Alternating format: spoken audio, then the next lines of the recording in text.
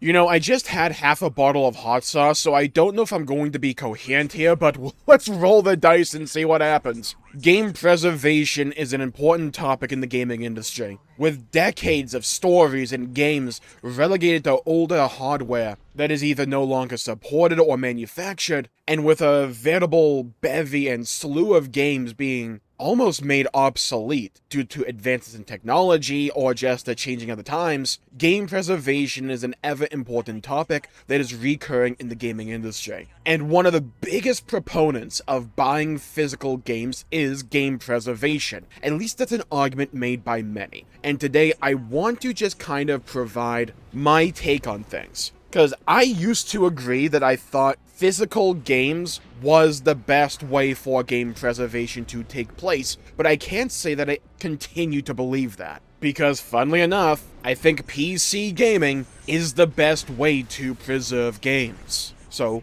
let's talk about it, and let's discuss game preservation. So I've been both a console and PC gamer for most of my life. I grew up on games like Command & Conquer and RuneScape and World of Warcraft for PC, while also playing PlayStation and Xbox and Nintendo growing up. I love games, and I love gaming overall. And when you think about it on the surface, you would believe that owning a physical disc would be the end-all be-all. You have the game in your possession. It's not like someone from Nintendo, Microsoft, or Sony is going to come to your house, grab your disc, break it in half, and shove it down your throat. You have that disc, you have that game, and so long as you have the requisite hardware to run it, you always have that game. And to a degree, that is true, but I think increasingly so in modern times, that concept is starting to go the way of the dodo, or at least be a little bit outdated. Unfortunately, a lot of the times when you buy a physical disc, you still having to end up downloading something for the game.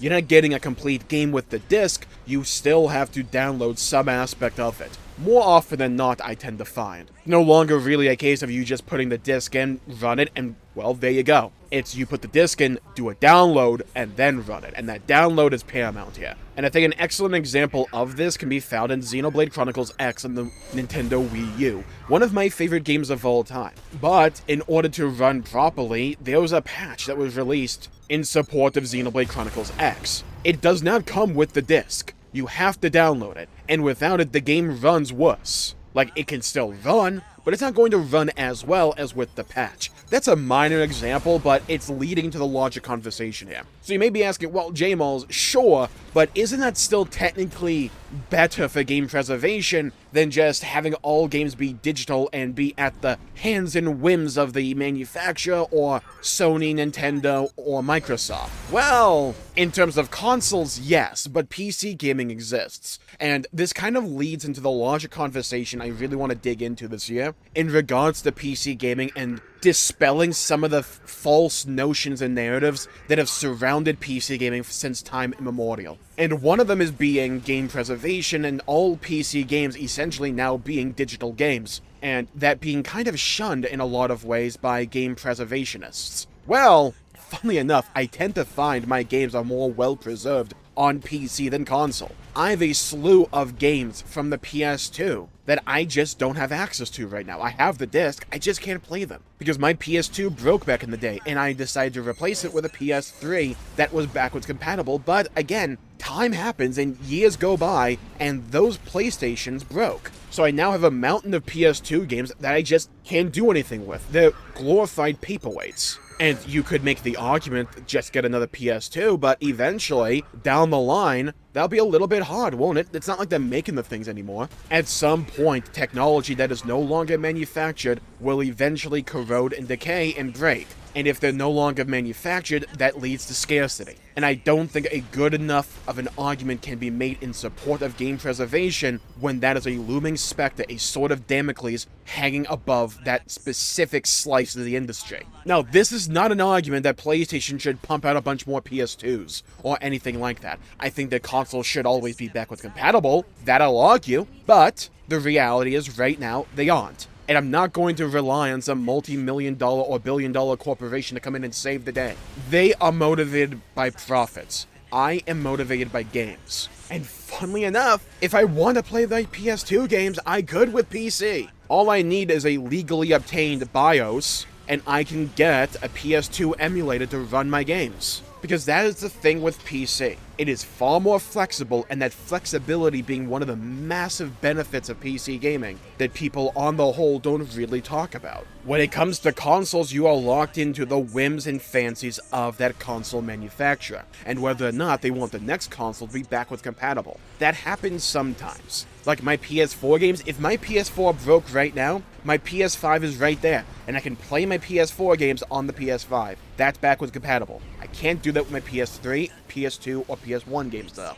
I have a functioning PS3, I do, so I can play my PS3 and PS1 games on it, but not my PS2 games, because of the specific model that my functioning PS3 is. Microsoft is arguably the best when it comes to backwards compatibility for consoles, where they went pretty much back one by one to get most of their games backwards compatible for all of their consoles. I have an Xbox One, and I don't struggle with going back to get my Xbox 360 games to play them on the One. And the same would apply if I got an Xbox Series X. But, again, PC gaming's right there. And I don't think it's a perfect solution. And this is one of those things that we do kind of need to take a step back and appreciate. Because when it comes to conversations like this, people can always find a fault. Or like an example that says, well, it's not as perfect as you make it out to be. And yeah, true.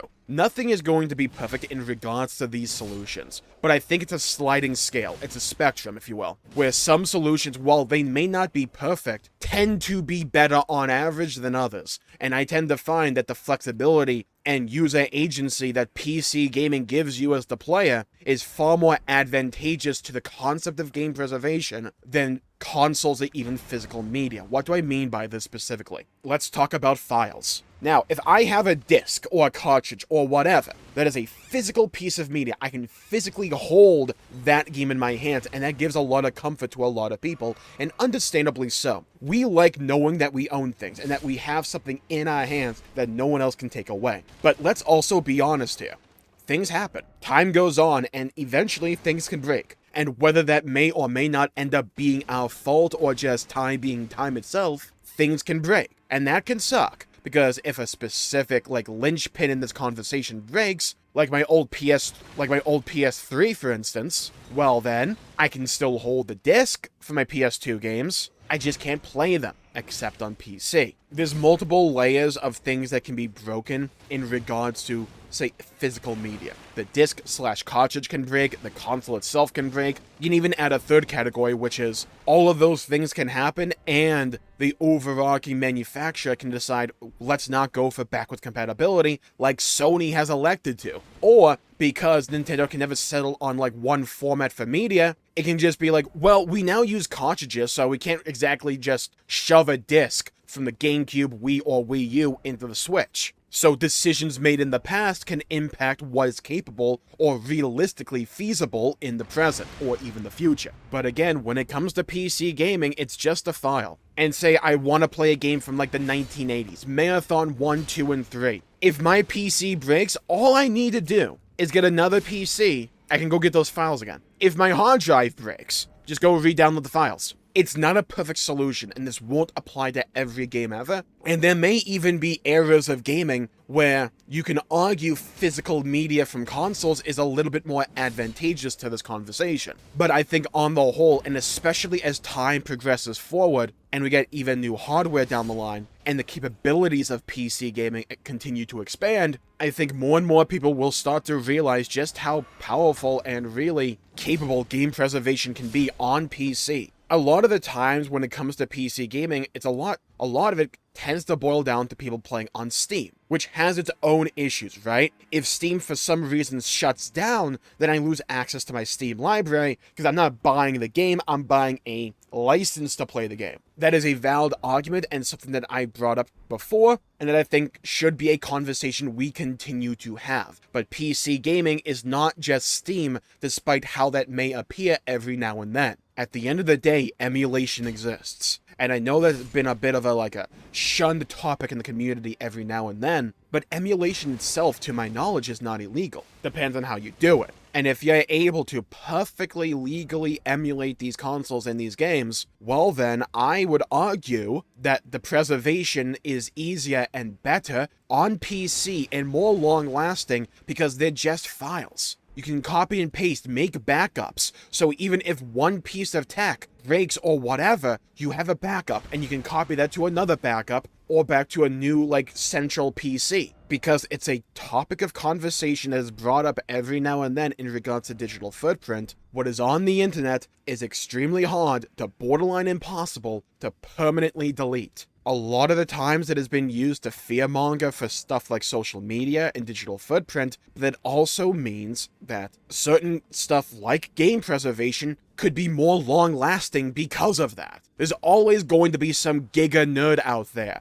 that will have the files and will upload them or whatever. And even when it comes to like myself, if I just got a PS2, let's say I go buy a PS2 just for the BIOS, and I get that BIOS and I go get a PS2 emulator, and I rip my games from their discs to be played on that emulator, I now no longer need to worry about physical media decay. I never have to worry about the PS2 breaking. I have that emulator, I have those games preserved. I can make copies, I can just ensure that no matter what happens, I don't have to worry about something breaking, affecting the games that I enjoy. Those games are effectively more preserved than before. And that's the thing with PC gaming. And that's the thing with game preservation. Because I don't see this capability ever fading away from PC gaming. I see it only expanding. And I can't say the same for consoles or for physical media. There's quite a few arguments that people raise to try and defend console gaming as opposed to PC gaming, and I don't think game preservation is a really good one when you really start to think about the state of PC gaming, the directions it's heading in, and just the realities of the situation. It's all well and good to feel like you're preserving a game because you're able to hold it in your hands, but when it comes to this matter, I don't care about feeling, I care about the reality of it. And I tend to find that the reality of these games, they're more well preserved on the whole when it comes to PC gaming. And when it comes to things like emulation, I can always do copy-paste on PC to make a backup into a separate hard drive to make sure that I have that saved. I can't do copy-paste for an actual console to like somehow create a new console. Unless maybe it was 3D printing and I had all the materials, like then maybe. But you see how many like extra steps that would be. And I legit probably at some point need to just make a name for this series that I want to do throughout the year, where it's just talking about the state of PC gaming and like dispelling a lot of these like false notions that have arisen by people that just, well, for lack of a better phrase, don't understand PC gaming. And if you are not immersed in PC gaming or the things and the capabilities that you can do with it, I'm not gonna blame you. There's a learning curve there. And there's notions and capabilities that have to be essentially, well, learned that you don't have on console. The plug-and-play mentality is largely dead, where you just simply take a disc, put it in the console, and it runs and plays. That is largely dead. Time moves on, and it waits for no one. And in an industry, especially where technology is the crux of every issue, adapting is the game plan. It's either adapt or die. And do I think PC gaming is perfect for game preservation? No. There is no perfect solution here. But I think on the whole and on the average, it is far more beneficial for game preservation to utilize the tools and technology available on PC than just a physical piece of media that can break. And if it breaks, you're out of luck. The safeguards just tend to be easier and more foolproof on PC. And I think that's a good thing. I care about game preservation. There's a lot of great games and stories that I would love to be able to revisit and play again, but because I don't have a PS2 anymore, or a console that can run a PS2, I just don't have access to. But hey, to me, this is just another card to put in the deck of PC gaming as opposed to console gaming on the whole, in my opinion. And an argument that has been perpetuated to kind of raise up the console scene as some kind of like arbiter of game preservation that I don't think it deserves. Especially with the changing times and where this industry is likely to head to. And with that, I think I'll call the video there for the day. Thank you all for tuning in. My pleasure for making the video. If you enjoyed it, please leave a like and subscribe. It really helps the channel out and helps support future content, and I greatly appreciate it. Oh, by the way, this all can be augmented as well if consoles really go digital only in a few years. as we've seen with a few of those Xbox leaks, by the way. So just bear that in mind. Thank you all for tuning in, stay safe, have a great day, and I'll see you all next time. Make sure to leave a like and subscribe and hit the bell icon to be notified when I upload and stream in the future. Thank you all for tuning in, leave a comment down below with your thoughts, your arguments on game preservation. Have you thought of a point that maybe I haven't thought of? Let me know, I'd love to hear your thoughts, hear your opinions. And also let me know, if there was one game ever you want to be preserved for eternity, what game is it? I'd love to hear your thoughts, hear your opinions, and to hear your stories. Stay safe, have a great day, and I'll see you all next time. Bye-bye, everybody, until we meet again.